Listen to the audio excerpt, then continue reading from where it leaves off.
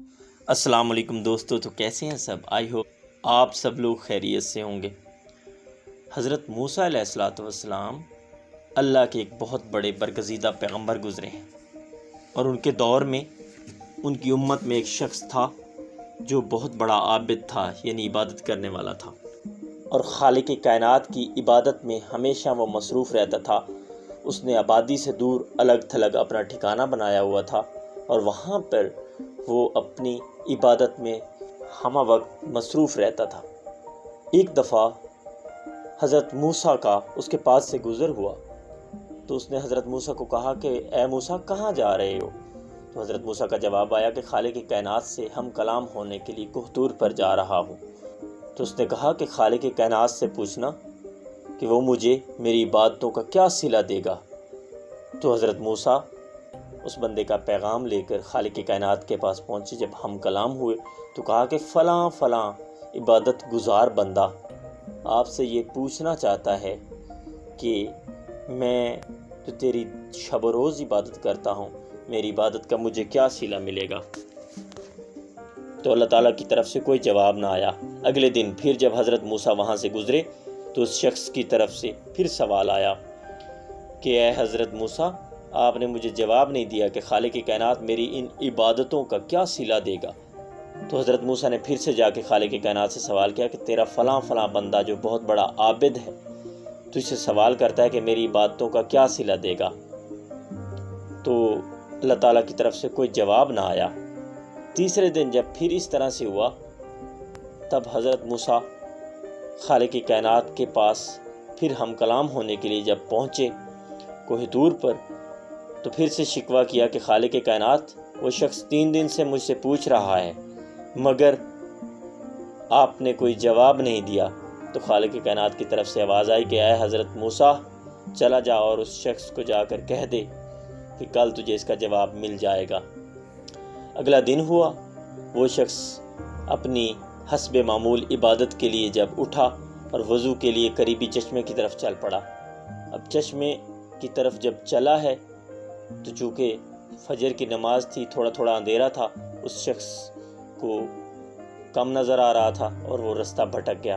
اب رستہ بھٹکتا وہ شخص چلتا چلتا چلتا جنگل ختم ہو گیا، دن نکل آیا، اس کی فجر کی نماز بھی گئی، اور وہ چلتا چلتا آگے دیکھتا ہے تو اس کو پیاس محسوس ہونے لگی، اور قریب ایک اس کو چشمہ سا نظر آیا۔ اب اس چشمے کی تلاش میں چل پڑا۔ جب چلتا رہا وہ ایک صحرا میں داخل ہو گیا۔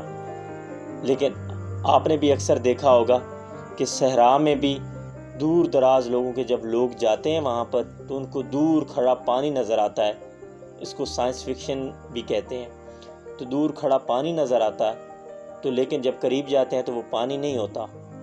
آپ نے کبھی کبھی اس بات کا مشاہدہ اس طرح بھی کیا ہوگا کہ آپ کبھی گرمیوں میں روڈ پر جا رہے ہوں تو روڈ کے اوپر بہت دور تھوڑا سا پانی نظر آتا ہے، لیکن جیسے جیسے آپ کی گاڑی اس کے قریب جاتی ہے تو وہ پانی نہیں ہوتا، بلکہ ایسے ہی ایک نظارہ سا نظر آتا ہے۔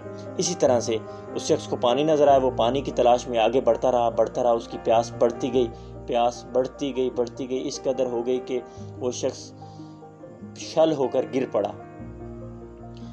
اس کا گرنا تھا کہ اس نے دیکھا کہ اس پہ بے ہوشی طاری ہونے والی ہے، لیکن دور ایک شخص چلتا ہوا آ رہا ہے۔ اس نے ایک شخص کو آتے دیکھا تو اس کے کندھے پہ ایک مشک تھی اور مشک کے اندر پانی ٹپک رہا تھا۔ اب اس شخص نے دست بستہ گزارش کی، اس عبادت گزار نے دست بستہ گزارش کی کہ اے بندہ خدا، مجھے ایک گلاس پانی دے دو۔ تو اس شخص نے کہا کہ نہیں، میں تمہیں پانی مفت میں نہیں دوں گا۔ اس شخص نے کہا سکوں کے سوا تو میرے پاس کچھ بھی نہیں ہے۔ تو اس نے کہا کہ مجھے جس چیز کی ضرورت ہے وہ تیرے پاس موجود ہے۔ تو اس نے کہا کیا چیز چاہیے تجھے؟ تو اس شخص کی طرف سے جواب آیا کہ مجھے زندگی کی آدھی عبادت دے دے۔ تو اس نے کہا میں تمہیں آدھی عبادت کیسے دے دوں، میں یہ نہیں کر سکتا۔ تو اس نے کہا ٹھیک ہے، پھر میں چلتا ہوں۔ پیاس کی شدت نے اس کو اور زیادہ مجبور کیا، وہ بھاگ کر اس کے پھر پاؤں پڑ گیا اور کہتا کہ ٹھیک ہے، آدھی عبادت لے لو اور ایک گلاس پانی دے دو۔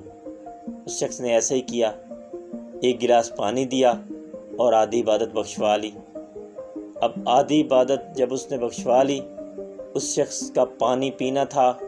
اکثر ایسا ہوتا ہے کہ جب ہم سخت پیاس کے بعد پانی پیتے ہیں تو ہماری پیاس اور بھڑک جاتی ہے، ہمیں پانی کی اور زیادہ طلب ہوتی ہے۔ تو جب اس نے ایک گلاس پانی پیا تو اس کی بہت زیادہ پیاس بھڑک گئی، اور پیاس کا بھڑکنا تھا کہ اس نے دست بستہ گزارش کی کہ مجھے ایک اور گلاس پانی دے دو۔ تو اس شخص نے کہا کہ نہیں، میں تمہیں پانی ایسے نہیں دوں گا، پانی کا دوسرا گلاس تب ملے گا جب زندگی کی ساری عبادت مجھے دے دے گا۔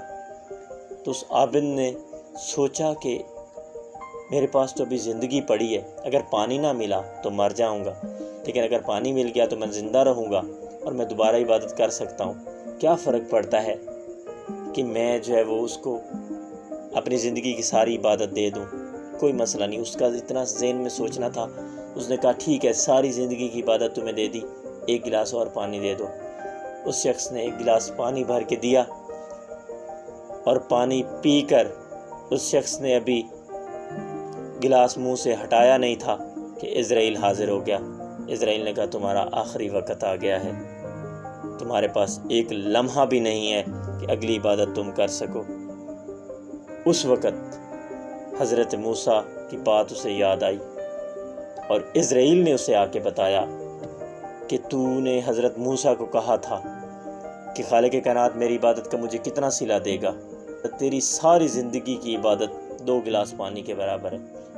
اب تم بتاؤ کہ تم نے زندگی میں کتنے گلاس پانی پیے، پھر خالق کائنات سے شکوہ کرتے ہو۔ تو دیکھیں، خالق کائنات نے بے شمار نعمتوں سے ہمیں نوازا ہے، دانت اس کی نعمتیں کھاتے کھاتے گھس جاتے ہیں، مگر زبان اس کا شکوہ کرتے کرتے نہیں تھکتی۔ تو ہمیں اس بات کو سوچنا چاہیے کہ خالق کائنات نے بے شمار نعمتیں ہمیں دی ہیں، بے انتہا نعمتیں دی ہیں، تو ہمیں اس کی ہر نعمت کا شکریہ ادا کرنا چاہیے، اور شکوہ خصوصاً کبھی نہیں کرنا چاہیے، کیونکہ اس کی ہر نعمت اگلی نعمت سے بڑھ کے ہے۔